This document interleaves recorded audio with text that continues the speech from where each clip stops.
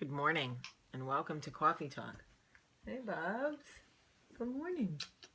Good morning. Oh, my sweet boy. It is Friday, people.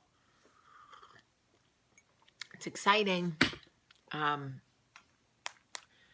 sweet friend Danielle, who most of you know from Jersey Belle and from the book, and just from my life, has an event tomorrow night for Hand and Paw that she is, Picasso Pets or something that she is doing, and I'm going to go, and I'm so excited for her. And it's fun to put on a dress, you know. I don't do it often. So many of you have written me messages about getting the audiobook for my book. You've downloaded the audiobook from Amazon. I told you guys I recorded it myself. Expect to cry. I cry through a lot of it. And if I cry, you'll cry. It's just like the human nature, you know? But I'm so glad you guys are loving it. And we're going to do the book club Wednesday night again. And I'm trying to get Michael to come on the book club with us. All right, but let's jump in. Okay, so I got a call from one of my girlfriends yesterday whose husband, stop, bud, is constantly making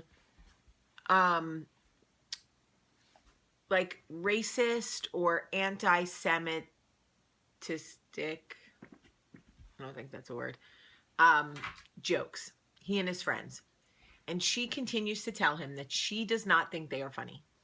They're not funny. Don't do them. Don't do them in front of the kids. And he says it's hard. They're just jokes. You have to have a sense of humor, whatever. P.S. This coffee talk is not, we are not here to debate whether racist or anti-Semitism is funny. Racism, we know it isn't. So we're all intelligent here. So you don't have to comment about how, we don't have to get into fights about it because we know it's not funny, right? Okay.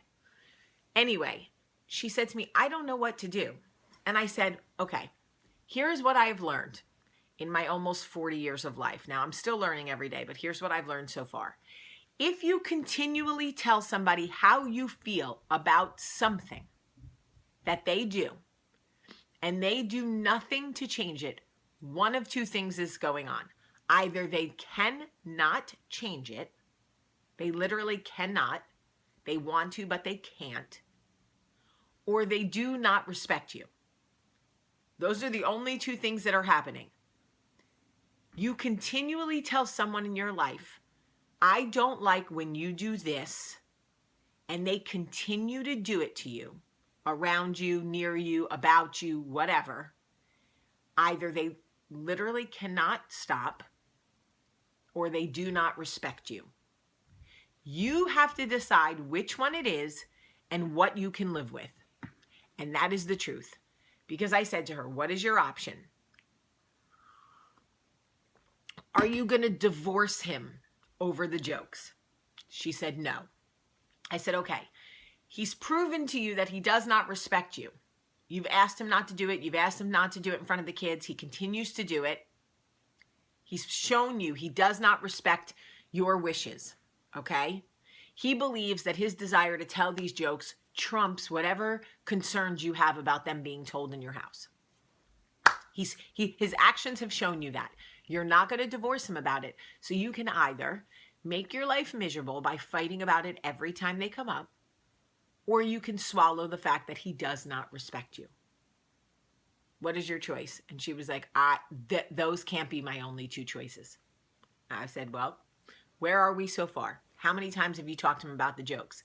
At least 5. Okay, great. Anything change? There are things in my marriage that I need, that I ask Michael for. Physically, verbally, and he looks me right in the face and he says, I hear you. I know what you need. I'm going to give it to you. And I go, great. He never gives it to me. This, I believe, is more of the first issue. It's A. He literally can't. It is so far outside of who he is and what he needs and what he's comfortable with. It's not that he doesn't respect me. He just can't get himself there. He can't be the guy who hears Keith Sweat playing on Alexa and comes into the room and pulls me into his arms and dances with me for a second. He's just can't be the guy. I want him to be the guy. I wish I married the guy, but he's not the guy. I don't think he's doing it to disrespect me. I just think he can't do it. It doesn't mean that when I express a need or a want and it falls flat, that it doesn't hurt, that I don't go, oh, you can't make the effort.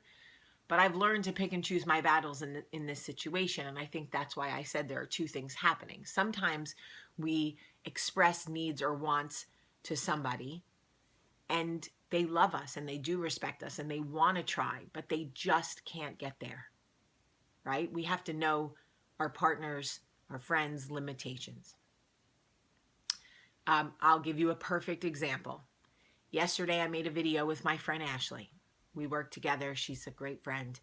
We made the video about what happens when what girls sound like when a guy doesn't text us back. She was comfortable making the video where you could hear her but not see her. I was frustrated because I can make 1,000 videos and don't care what I look like. Not everybody is like that.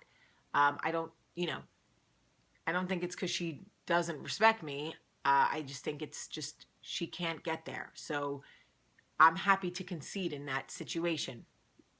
But there are situations where you repeatedly tell somebody something and they blatantly disrespect you. The choice then is on you. If we keep doing what we do, we'll keep getting what we get. And if we don't want to be disrespected, we have to make changes, and change is uncomfortable. It is uncomfortable. It is disruptive. Change is so incredibly disruptive.